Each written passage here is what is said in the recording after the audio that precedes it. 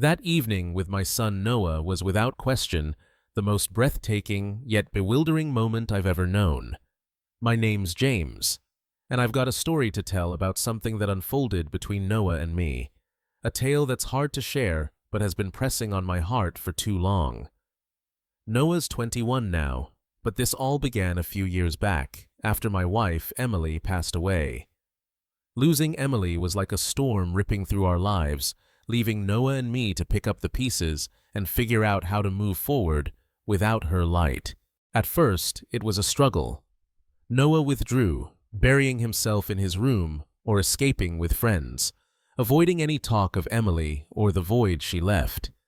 I didn't want to force him to open up, so I poured my energy into making our home a warm refuge. I'd cook his favorite meals, lasagna, tacos, anything to spark a smile, leave little notes of encouragement on his desk, and let him know I was there, no matter what. But for months he stayed distant, like a ghost slipping through the house, and I ached to reach him. Then one night, as I was scrubbing pots in the kitchen after dinner, Noah wandered in. His sudden presence caught me off guard, but it warmed my soul to see him there. "Need help, Dad?" he asked, his voice quiet but steady, like a soft breeze breaking a heavy silence. I turned, surprised but delighted. "Sure thing, you can dry," I said, handing him a towel with a grin. We worked side by side, the clink of dishes filling the quiet, and for the first time in what felt like ages, I sensed a flicker of connection. "How's school going?" I asked, hoping to nudge the conversation along. "It's okay," he replied, eyes fixed on the plates. I didn't push, just added gently, "I'm always here if you want to talk, you know." He gave a small nod, and though he didn't say more, that moment felt like a tiny bridge between us. Over the next few weeks, I noticed Noah lingering around more. He'd plop down in the living room while I watched TV, help with small chores like folding laundry or raking leaves, and even started sharing bits about his life, classes, friends, his thoughts about college. It was like the clouds of grief were parting, letting us find each other again. But then, one evening at dinner, something shifted in a way I didn't expect. Noah had cooked, a simple spaghetti dish he'd picked up from a buddy. As we ate, he looked at me with a seriousness that made my heart skip. "You're incredible, Dad," he said, his voice steady but heavy. I chuckled, trying to keep things light. "Thanks, Noah, that means the world." But his gaze didn't waver. It held mine with an intensity that stirred a quiet unease. "Is something wrong?" I asked, my tone soft but cautious. "No," he said quickly, shaking his head. "I just wanted to say thank you for everything you do." I nodded, unsure, telling myself I was reading too much into it. But that moment planted a seed of doubt, a whisper that something was changing. After that night, Noah's behavior took a turn.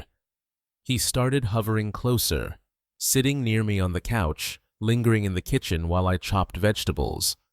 At first, I thought it was sweet, a sign he was reaching out after all the time we'd spent grieving in our separate corners. But then came the looks, his eyes resting on me longer than they should, his compliments growing more frequent, more personal. "You look really great today, Dad," he said one morning as I scrubbed dishes at the sink. "Thanks, kiddo," I replied, forcing a smile. But the way he said it, the warmth in his gaze, left me unsettled. One evening, we were sprawled on the couch watching a comedy we'd laughed through a dozen times before. Halfway through, I realized he was sitting closer than usual, our shoulders brushing. When I shifted slightly, he stayed put. "You're always so busy," he said out of nowhere, his voice cutting through the movie's chatter. "You never take time for yourself." I smiled, caught off guard. "That's just what dads do, Noah. Always something to take care of." He shook his head, his eyes locked on mine. "You do too much. You deserve to rest." His words landed heavily, tightening my chest. "That's kind of you to say," I managed. but I'm okay, really.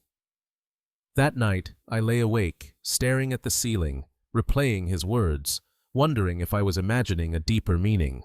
The days that followed felt heavier, like a storm brewing just out of sight. Noah kept finding ways to be near me, helping in the kitchen, joining me in the garden, his presence a constant hum. His compliments grew bolder, and to my surprise, I caught myself echoing them. "You make this place feel alive," I said one afternoon as I folded laundry, the words slipping out before I could stop them. I froze, unsure why they felt so natural, but they did. I tried to convince myself it was nothing, that Noah was just being kind, maybe trying to bridge the gap Emily's loss had carved between us. But it wasn't just the words. It was how he moved, how he watched me, always finding reasons to be close. And I hadn't yet puzzled out why I was doing the same, why I let myself linger near him too. One afternoon, I was in the kitchen slicing carrots for dinner when I heard Noah's soft steps behind me. I kept my eyes on the cutting board, hoping he'd grab a drink and leave. "Need a hand, Dad?" he asked. I glanced over my shoulder, offering a quick smile. "Sure, you can tackle these potatoes." I slid the board toward him, and he stepped up beside me, his movements careful, deliberate. For a while, we worked in silence, and I thought maybe it'd be a simple moment, something ordinary. But then he stopped, turning to me. "You've done so much for me," he said, his voice low, almost reverent. I looked at him, confused. "What do you mean?" "I mean, after Mom passed, you've held everything together," he said, his eyes steady on mine. "You didn't have to, but you did." A pang of emotion hit me.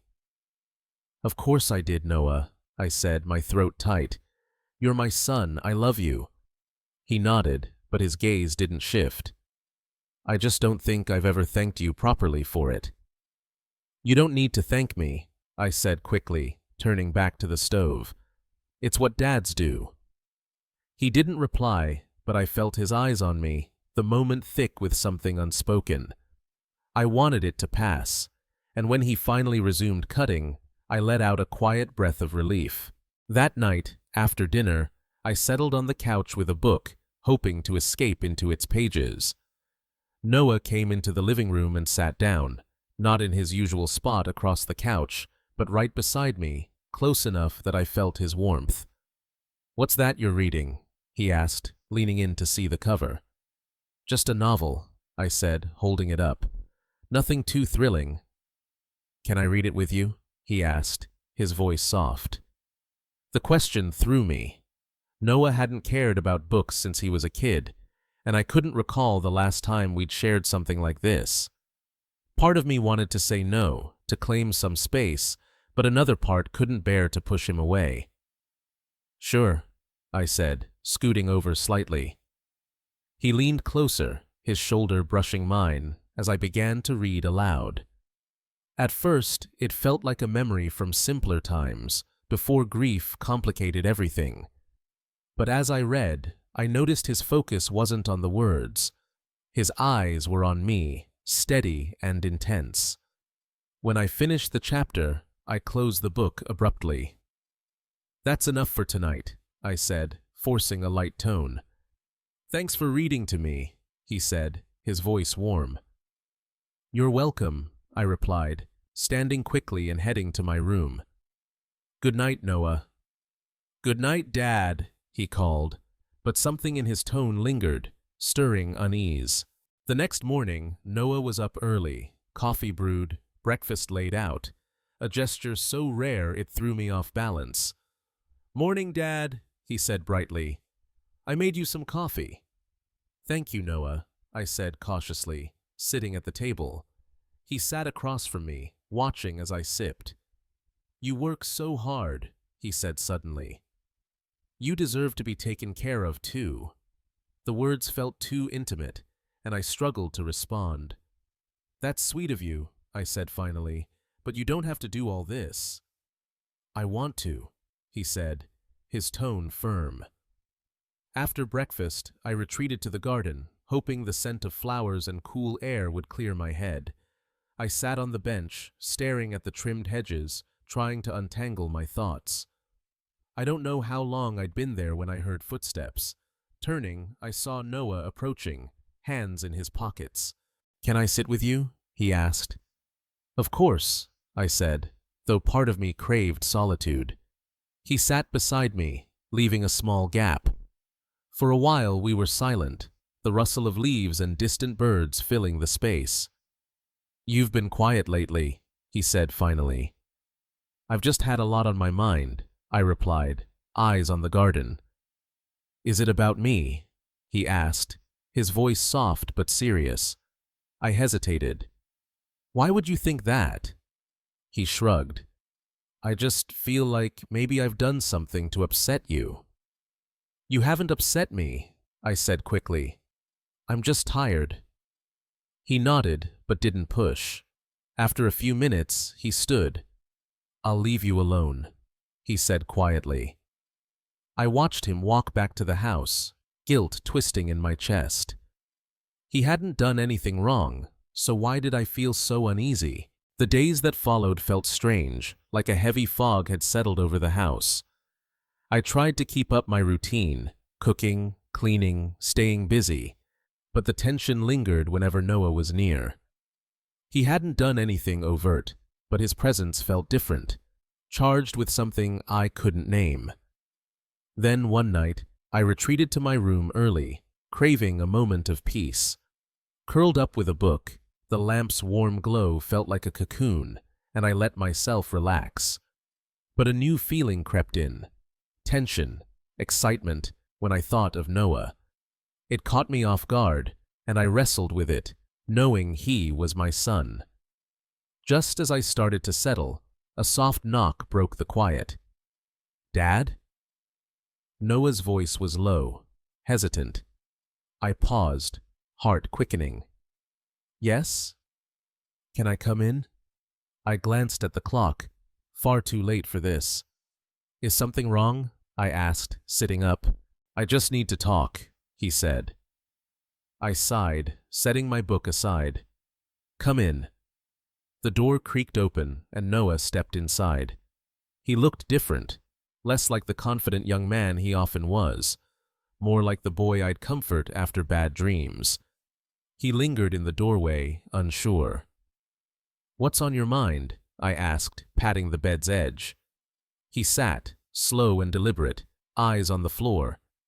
Then he looked up, meeting my gaze. "I wanted to say I'm sorry," he said finally.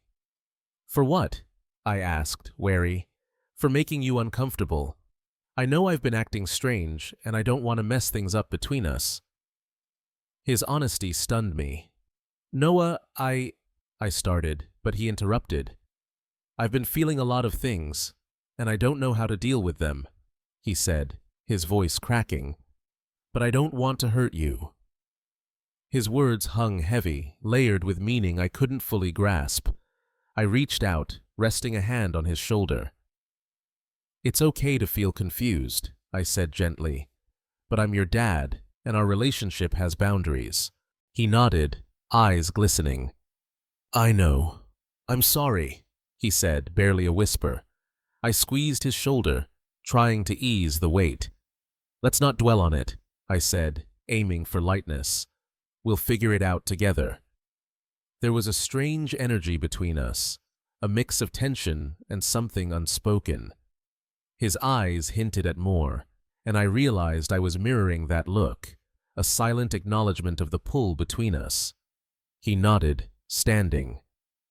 "Good night, Dad," he said softly, leaving the room.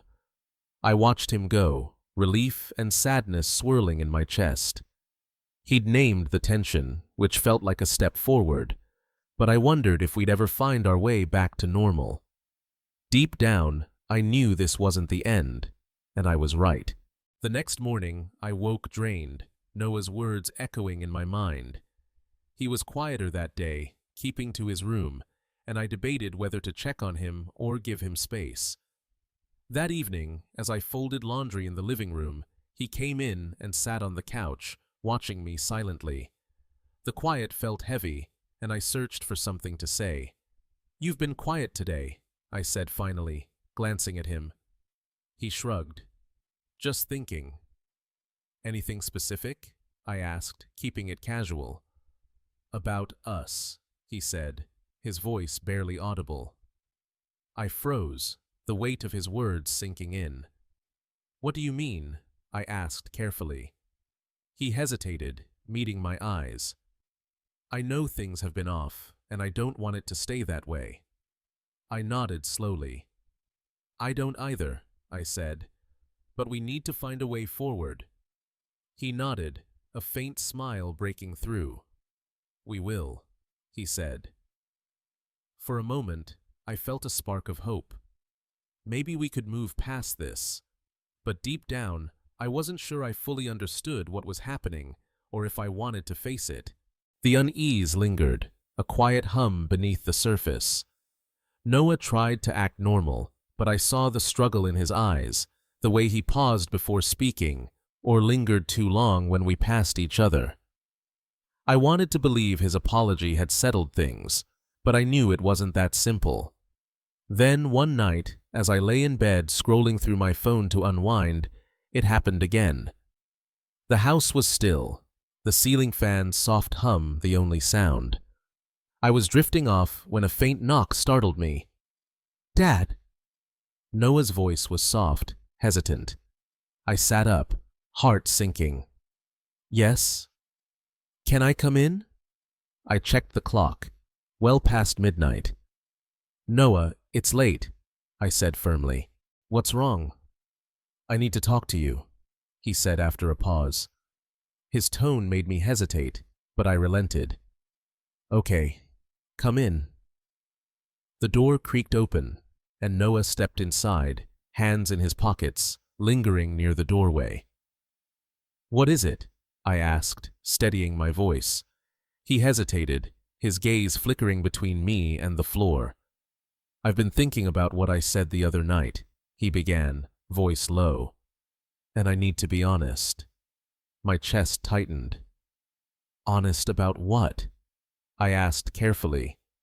He stepped closer, sitting on the bed's edge. "About how I feel," he said, his voice trembling.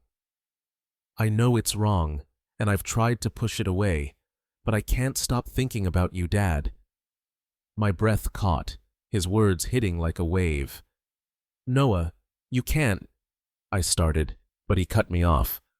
"I know," he said, desperate. "I know it's wrong, but you've been everything since Mom passed. You're kind, strong, you've done so much for me. I don't know how to stop feeling this way." His confession froze me, my mind racing.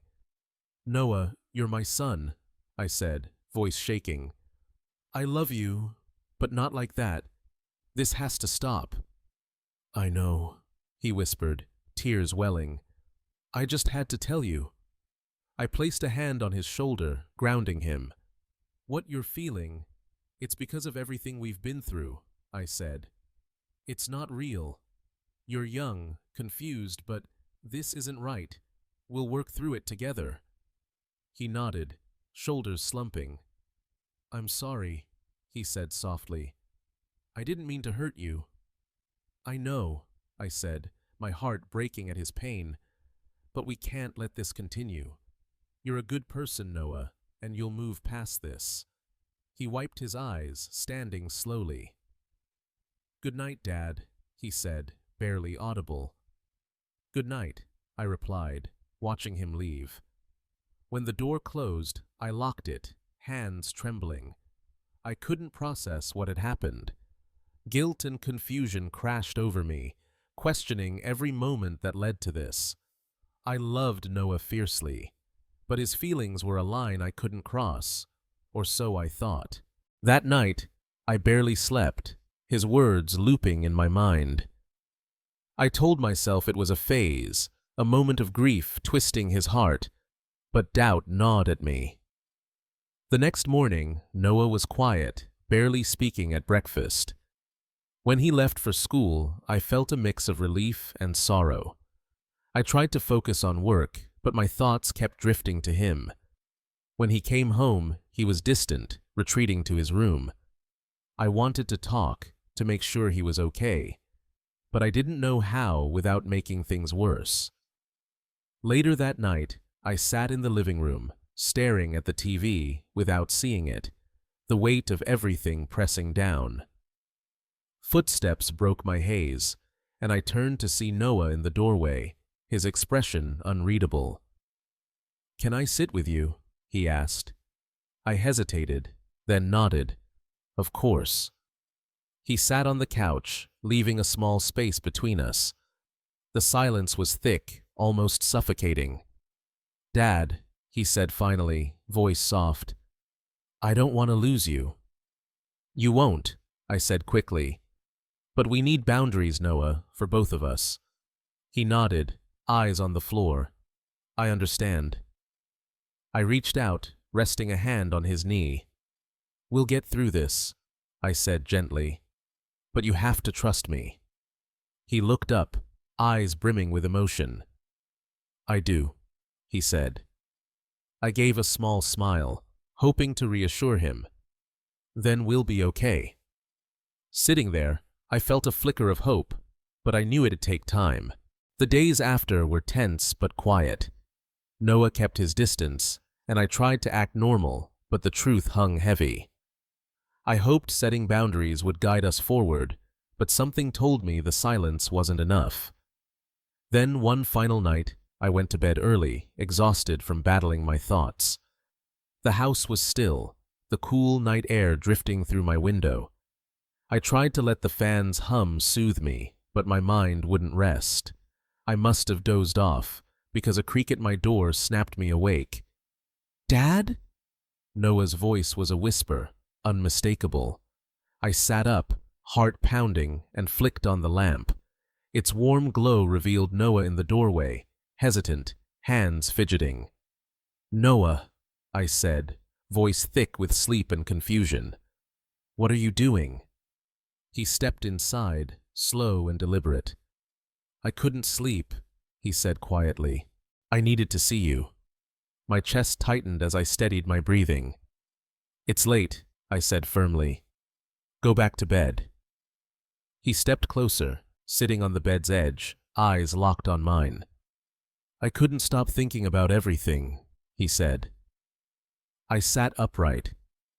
"Noah, we've talked about this," I said gently. "I was thinking about you too, but this isn't something we can keep doing."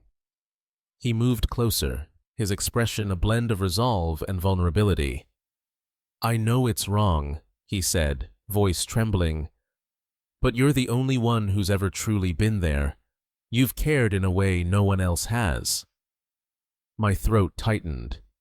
"I care because I'm your dad," I said firmly. "That's my role. But what you're feeling, it's not healthy. It's not right." He stood there, shoulders slumping as my words sank in. "I'm sorry," he said softly, tears shining. "I didn't know how else to tell you." My heart ached seeing him so broken, but I tried to stay steady. "It's okay to feel confused," I said. "But this is something you need to work through, and I'll help. As your dad, only as your dad." The words felt heavy, and I saw disappointment flicker in his eyes, mirroring a regret I didn't want to admit. He nodded, gaze dropping. "I don't want to lose you," he said, barely audible. "You won't," I assured him. "But we have to move forward, for both of us." Then something shifted inside me. Seeing his pain, I questioned myself. Why was I pushing him away? He was my son, and I hated his hurt. Maybe it was grief, maybe it was missing Emily, but I softened. "You know what?" I said after a pause. "Come here."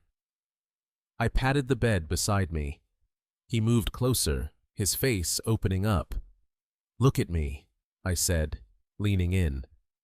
He leaned too, and then it happened. We kissed. It was a rush, like a knot unraveling, all the tension pouring out in a flood of shared longing.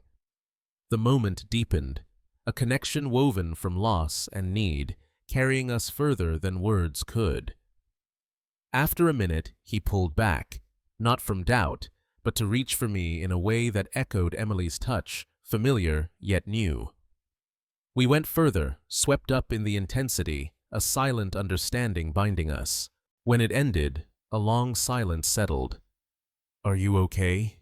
he asked, voice soft. "Yes, don't worry," I replied, steadying myself. For what felt like 10 to 20 minutes, the room was quiet, just the fan's faint hum. Then Noah stood, pausing at the door. "Good night, Dad," he said, emotion thick in his voice. "Thank you for everything." "Good night, Noah," I said, heart heavy as he left. "Thank you, Dad," he added softly. When the door clicked shut, I let out a shaky breath, the tension easing. I lay back, staring at the ceiling, replaying weeks of moments, every look, every word. I knew we had a long road ahead, but for the first time, I felt a sliver of hope we could find a healthier path. The next morning, Noah was quiet but composed. He joined me for breakfast, and though we kept things light, I sensed a change. He seemed lighter, like he'd shed a heavy burden. Over the next few weeks, things felt more normal. Noah threw himself into school, hung out with friends, and we didn't speak of that night again. The unspoken understanding was clear. We were both trying to move on. One evening, as we sat on the porch watching the sunset's glow, he turned to me.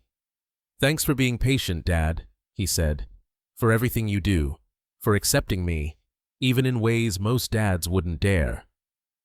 I looked at him, touched, and rested a hand on his arm. "Of course," I said.